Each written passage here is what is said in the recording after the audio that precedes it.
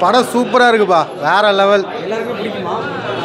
Maximum கொஞ்சம் horror ரொம்ப அதிகமாக இருக்குது. டிமாண்டிக்கல் ஒவ்வொரு சீனும் சூப்பராக இருக்குது. ஃபுல் சஸ்பென்ஸ் த்ரில்லர் தான். டிமாண்டிக்கல் வந்தோம் 2015 பார்த்தது. ஸ்கூல் பையனில் இருக்கும்போது பயந்து பார்த்தோம். ஆனால் இப்போ பரவாயில்ல, எக்ஸ்பெக்டேஷனை விட ரொம்ப நல்லா இருந்தது.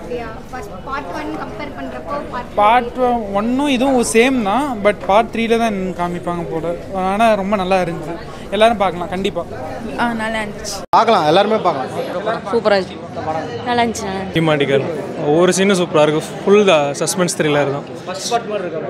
ஃபர்ஸ்ட் பார்ட் மாதிரியே தான் ப்ரோ இருக்குது. ஸோ எல்லாமே சீட்டேஜ் த்ரில்லர் தான், ஃபுல்லாகவே சூப்பராக இருக்குது. ப்ரோ படம் நல்லா இருக்கு ப்ரோ. டிமாண்டிக்கல் அதே தான். செகண்ட் ஹாஃபில் கொஞ்சம் விஎஃப்எக்ஸ் எல்லாம் போட்டதுனால கொஞ்சம் நல்லாவே இருக்குது, எந்த குறையும் இல்லை. அதுதான் போர் அடிக்காமே போகுது. அடுத்த பாட்டுக்கு லீடு வேறு இருக்குது. அதான் ஹீரோயினுக்கு ஒரு நல்ல படம், அதாவது பிரியா பவானி சங்கருக்கு ஒரு நல்ல படம். ஓகேங்க, தேங்க்யூ.